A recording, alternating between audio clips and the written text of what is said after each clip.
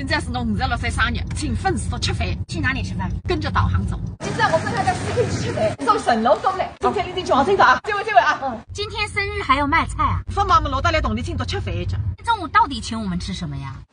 吃东西你要的，预制菜啊？不是必杀的，谁烧？反正我是懒的，肯定不是我烧。小大姐，这么多人都在忙，你坐在这里干嘛？等吃，今朝我是懒人心。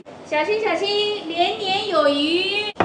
我们先祝小丹姐姐生日快乐！随意啊！上海雅素哪份来？哎呀，说来话长，我们先吃菜，先吃，走，先吃。我来尝尝这个鸡汤啊，鲜。今天我们是把半成品吃出新高度，好吃，关键就缺个上海雅素。原来进香港这个了哈，这个老头真的是的，人家都是呀，原来进天质的哈，他在纸上这里他都要做我爷爷了。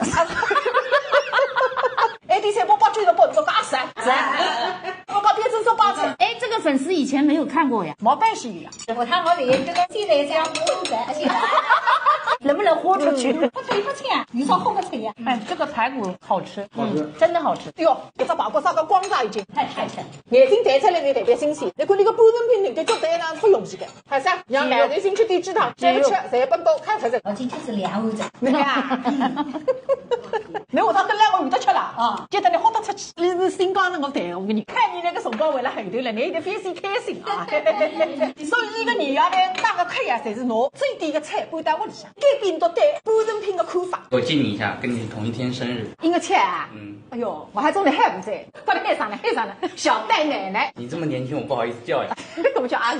看上去你是懒吃，看完，一只波板酱，得够精这样的。好吃，我在想着我的阿姨好像以前没煮过这么好吃的。